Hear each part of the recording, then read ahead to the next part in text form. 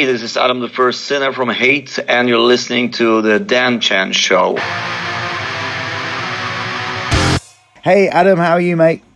I'm very good, thank you. Good. How's things been for you over the last, personally, over the last year and a half? It's been hard on one hand, okay, but on the other hand, it's been a very creative period of time, because we were trying to make the best use of the time given by this, pandemic. And right after the tour with Suffocation and Belfagor, the European tour that had to be stopped in the middle, we came back home and we started composing new songs. After 8 months, I believe, we were ready with the new material. Okay, so it was pretty intense and therapeutic as well, yeah, I think. So I mean, let's talk about the new album. So the new album is called Rugia. Have I said it correctly? Rugia? Actually, I pronounce it Rugia. All right, I pronounce it Rugia. Yes, because it is a Slavic archaic word for today's German island of Rügen. All right. Yeah. So the same geographically, the same place. But back in the days, talking about 10 centuries ago and more, okay, it was called Rugia. Yeah, that's why this title and the stories in the songs, that are connected with the Rugians or with those cultures. Yeah. And by the way, this was on the island was the famous temple of Arkona located. Okay. I didn't mention it, but it's important here because it was the Slavonic Vatican, something like this, a religious hub, okay, for the Western Slavs, and not just the Western Slavs, but the Slavic tribes in general back then. Yeah, that's fascinating. Now the album is out today. Are you excited to be getting it out? Oh yeah, very much so. It's like new album is like a new child, and we are all in the band. We are very excited about releasing it. Yeah, actually, if it hadn't been for this pandemic, it would have taken us more time. I think 1 year more, or maybe even 2 years to put out a new album. Well, I was going to say that because do you think you would have released an album so quickly after the last one if it hadn't been for the pandemic? And this album was definitely born out of the pandemic. Yes, you can say so. Absolutely. Okay, and this pandemic, it's a paradox, but it speeded up the process very much, and thanks to this, here we are. With the new album now. Yeah. So tell me, you've just touched upon it, but tell me about the themes and the more Slavonic mysticism that you like to explore. Well, I treat it quite personally, okay, because it is like discovering your own more profound identity, I would say, okay, or looking for more profound identity. And I also believe it's a part of my genetic makeup, so to speak. Okay, so it's been a source of inspiration for me since Tremendum album 2017. Yeah. It's a continuation. It's like the third album covering the same themes. Slavonic mythology, which is like every mythology, it's a collection of universal stories about existence, about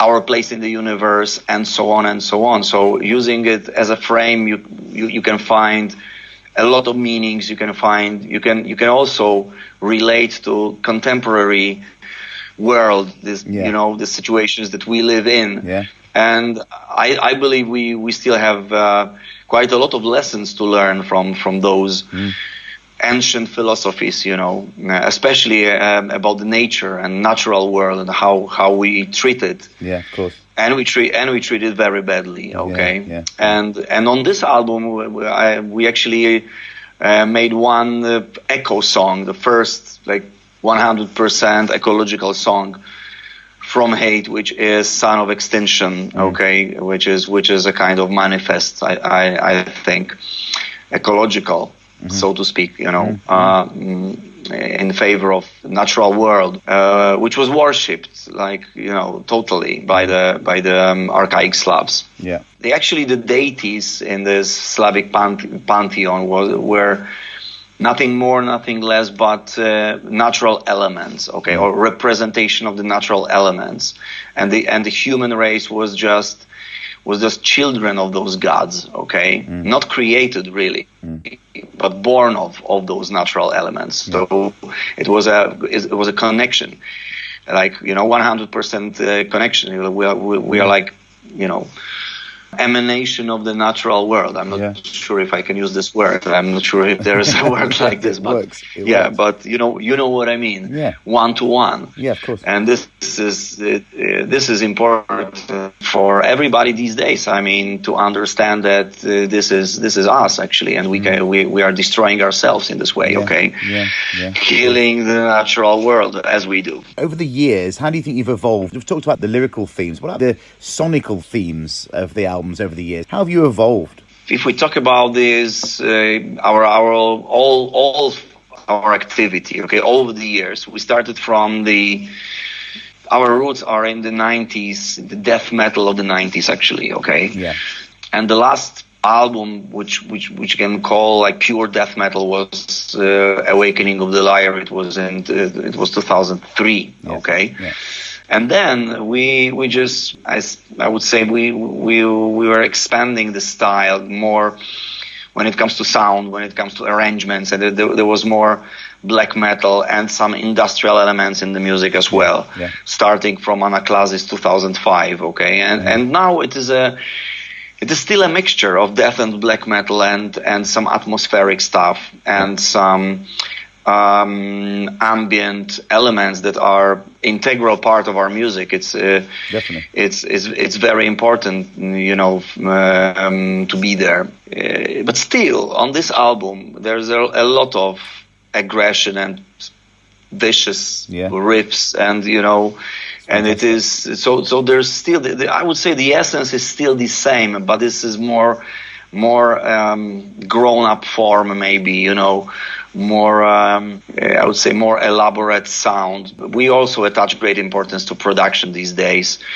We didn't attach that importance back in the days, So we're also developing in this way. We're simply growing up, and we think about the visual part of it. So it's not just the music, but also the visual. Yeah. The ways to visualize the ideas, and that's why we are, for example, we're shooting two videos actually for this album. Just a few days ago, we finished shooting the second video for the song "Exiles of Pantheon." Yeah. All right. This one is going to be really vicious one, As big as Resurgence. Resurgence is a fantastic video. Yes, I like it too. But it's kind of beautiful, okay. Yeah. Here and there's a lot of beauty in it. But this new one is going to be more raw, raw picture.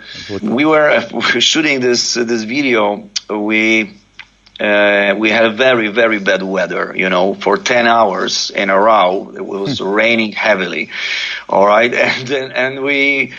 And it was, of course, a very big nuisance and very problematic for the crew as well, for the equipment and everything. Of course. But on one hand, but on the other hand, I saw the raw pictures, the raw material looks fantastic. It looks wild, absolutely wild.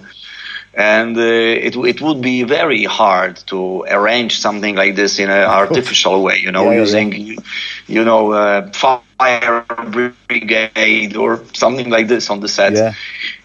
This time it's natural. It's like 100% natural. Brilliant. It's cold. It's raining heavily all the time. It's misty. Also, the first scenes that we were shooting during the day. So I'm really looking forward to seeing the final. Well. Now, talking about production, you talk about being at the heavily, well, not heavily produced, but you're more involved in the production. How good are the Wisłaski brothers who you use? You know, they must have been awesome to work with. But having said this, you had some disagreements when it came to mixing stage.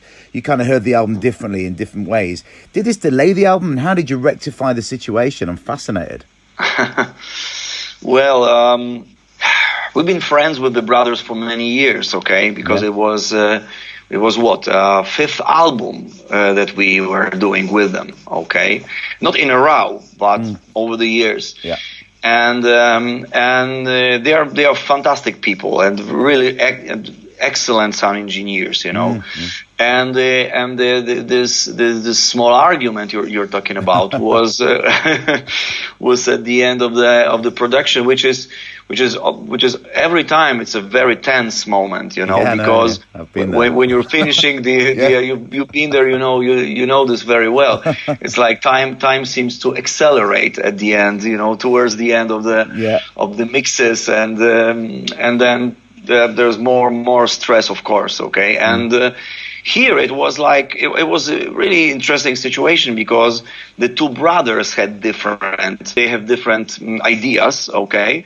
So there was an argument between them, and I myself also had some other idea, all right. So there was like a triangle of quarreling people, you know, among one another, and however, we all wanted to achieve the same, but everybody in a slightly different way, okay? Yeah. And finally we solved this problem, and we used, because what we wanted to have some harshness in the sound, some harshness in this mix, okay? And how can we achieve this? Okay, there are a lot of ways, but one of those was to use a very old tape recorder, actually, okay, produced in East Germany. Wow. DDR, Telefunken company, okay. So there's just one manufacturer in Germany that produces this very thick tape, okay, for it. Yeah. And we simply use this for mixing the drums, because then it gave us the proper harshness, okay. But we could do this in some different ways as well, all right. But as I said, we didn't have much time to experiment with it, okay, at the last stage. So we had to agree on something. Yeah. And after quarreling quite much, we finally found this agreement, you know, and we did that this way. And everybody is actually happy about the final result, okay. Yeah. So it's okay, it's fine, okay. Well, I never heard the other mixes, but this mix is fantastic. So it's whatever it worked, man. It worked. Thank you. I'm glad you're saying this. Exactly. I had a lot of second thoughts, you know, and they also did, you know, and we were talking about it afterwards as well. You know, you can go crazy very easily when keep going backwards while and mixing. backwards, It's a very tense moment, but finally everybody is happy, and it's good. It's good. Now, a bit of history. Now, you've been together 30 years. You know, firstly, did you ever think you'd be together this long? And tell me about the formation of the band. What was it like starting a band in, at the time, communist, traditional, religious Poland? That must have been like, was it almost like two fingers up to everything? Is that what got you started? Well, back then, you know, to be honest, I don't remember that much from that period, okay, when we just started many years ago. But what I remember is that I was a rebellious teenager, and the other guys as well, of course. Okay, we were a bunch of rebellious teenagers, and very not just anti-religion, which was obvious, okay, kind of obvious, but also anti-system very much, because Poland was an unbearable country back then. Believe me, it was horrible, okay, and that's why it took us so many years to go out of Poland, you know, to sign the first proper record deal with some Western company, okay. It took us a lot of time. We were not so lucky as other bands like let's say Vader or decapitated even. Okay, so we were waiting for our opportunity to come for many years.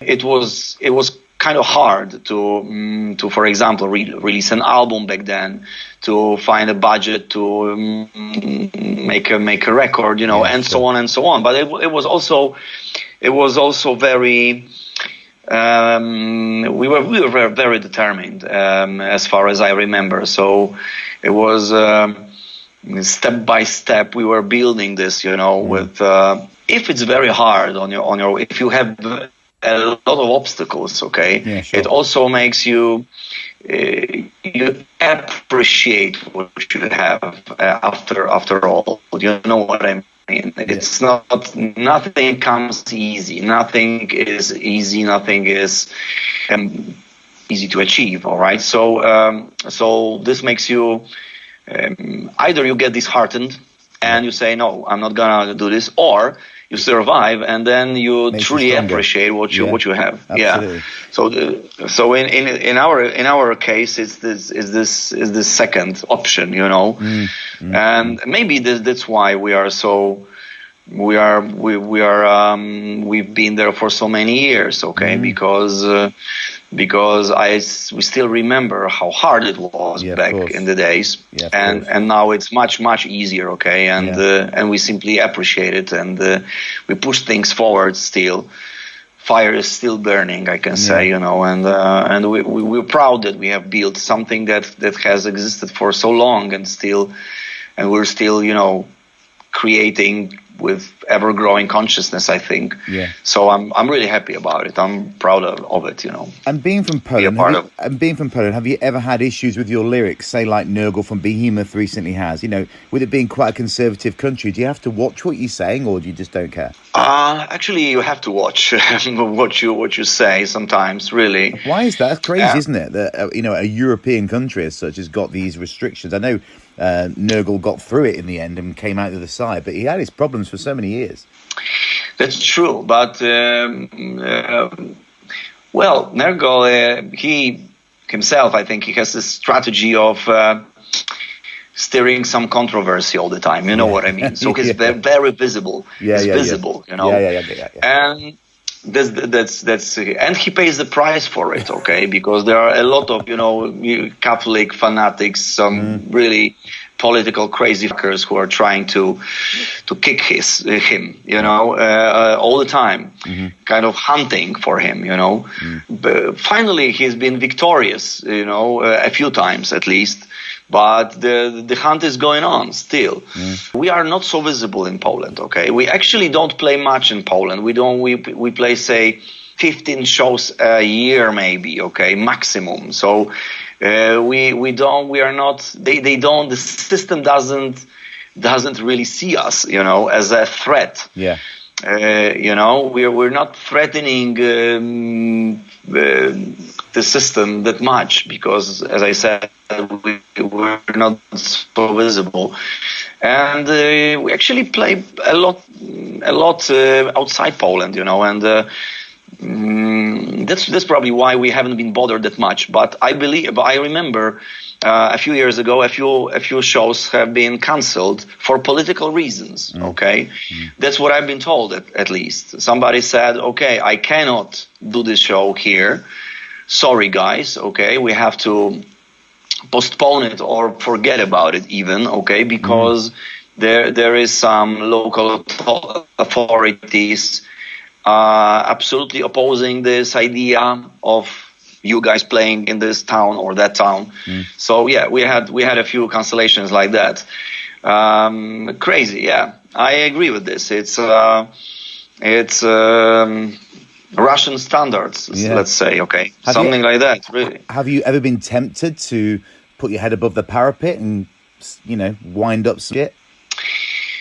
Yes, absolutely. But as I say, there's a price to pay for it. If we have a choice, okay, to play some shows here, and have some and get into trouble or have some problems, okay, And there are a lot of other offers around, in, let's say, more civilized countries. We just go there, you know. So sense. that's the decisions that we usually make. Makes sense. And what's talking of touring? What's the current touring situation with the band? Have you managed to do any shows in the past year and a half? And what are your future plans? You know, for the last 1 year and a half, we haven't played much as other bands. You know, it's just recently we have played 7 shows. One festival in Czech Republic, Obscene Extreme one in Ukraine, and some shows in Poland. Very good. I'm really happy about those shows. Okay. And when it comes to promoting the new album, actually a lot of tours have been postponed to next year, 2022. Yeah. And we have already four full-fledged tours booked for the next year, and quite a lot of festivals as well. So it looks like a busy year coming up. Good. I hope that you know the pandemic will not destroy anything, but the first tour that is coming is February, March with Suffocation and Belphegor again, because it is actually the same tour that we had to stop back then. So it's the same tour, but more dates this time. Okay. Great.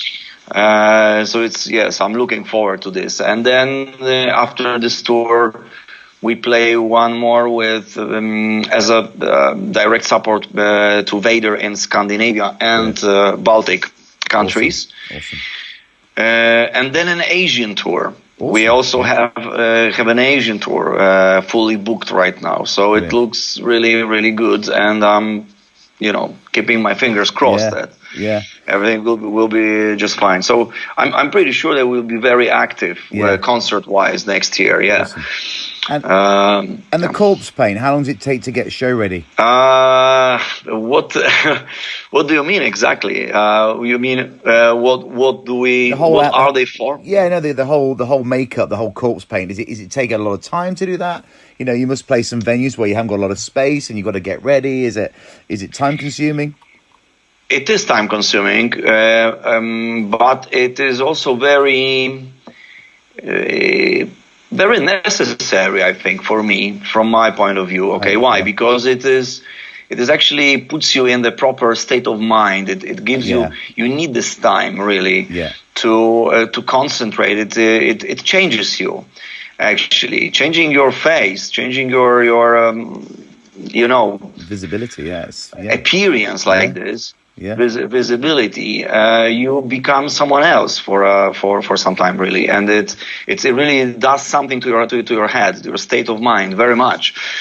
So the corpse paints, if you ask me, are for us rather than for the audience. You know, that's how I look at this. And now, after so many years of using corpse paints, I cannot imagine playing show. I would feel naked, completely naked, and kind of weird, on the stage without it. I totally get it. So so that's. Interestingly, you studied psychology at the University of Warsaw. Do you ever bring any of these learnings to the band and the band's writing? Yes, I think so. But if you ask me to pinpoint, this is psychology, here is psychology, here is psychology, I'm not sure if I could, point out those places, because it is like inbuilt in you. Exactly. It's the way it's the way in which I think about different situations, but the psychological aspect is very much. Within my interests, about the first thing, human motivations. Okay, it's a fascinating subject, and also madness. For it, what is madness? Okay, it is somewhere on the brink of.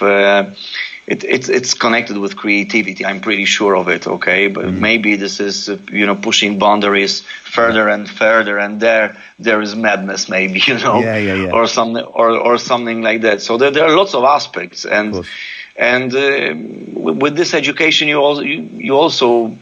It helps to deal with people in the band. You know what I mean? Of course. It is.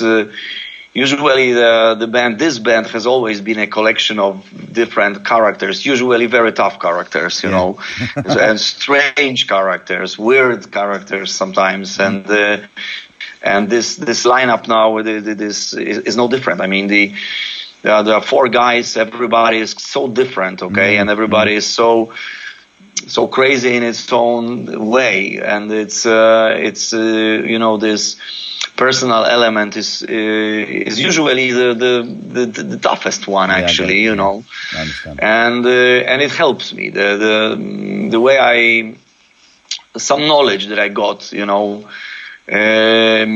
studying psychology very often helps me to, you know, to reconcile some personas, you know, within the band, or to understand people's thinking sometimes, and it is very it's very good to do so, because otherwise you have a conflict and you have a fight easily, you know, with people like that.